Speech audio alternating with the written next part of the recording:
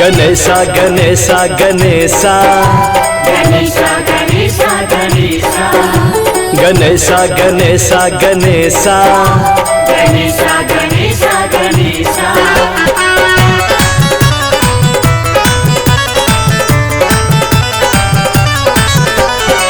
बोलू बोलू बोलू बोलू जय गणेशा बोलू बोलू बोलू बोलू जय गणेशा।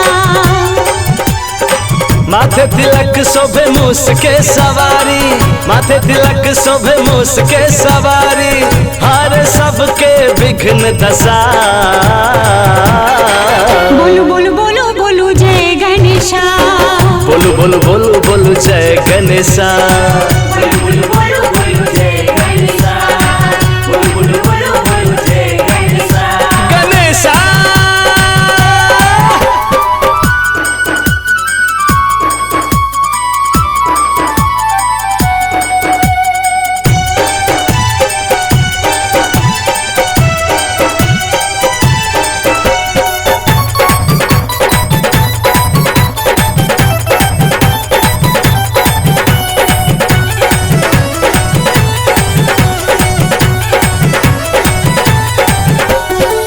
गाबुयो गणेश जी के वंदन, छथिन शंकर भवानी के नंदन।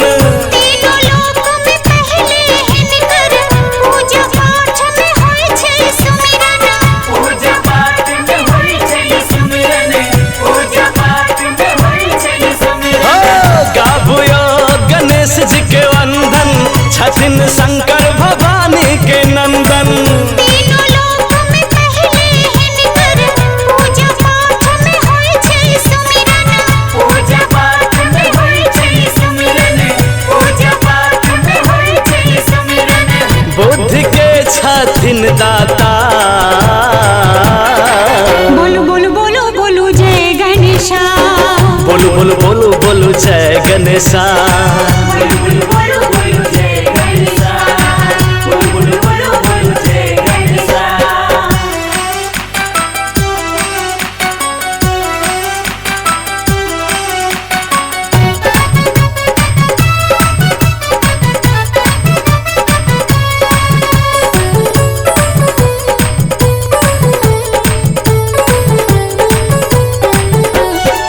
लंबोदराय गजाननाय सिद्ध करे सबके कामनाएं। सब देवी देवता के दुलारे, रिद्धि सिद्धि हिनका मन भाए।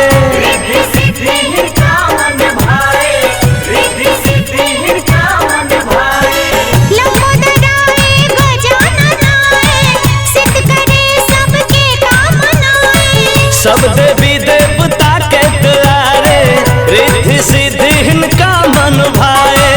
रिद्धि सिद्धि हिनका मन भाए रिद्धि सिद्धि हिनका मन भाए गौरी के लाल करुणा दया। बोलू बोलू बोलू बोलू जय गणेशा बोलू बोलू बोलू बोलू जय गणेशा बोलू बोलू बोलू बोलू जय गणेशा बोलू बोलू बोलू बोलू जय गणेशा गणेशा गणेशा गणेशा गणेशा गणेशा गणेशा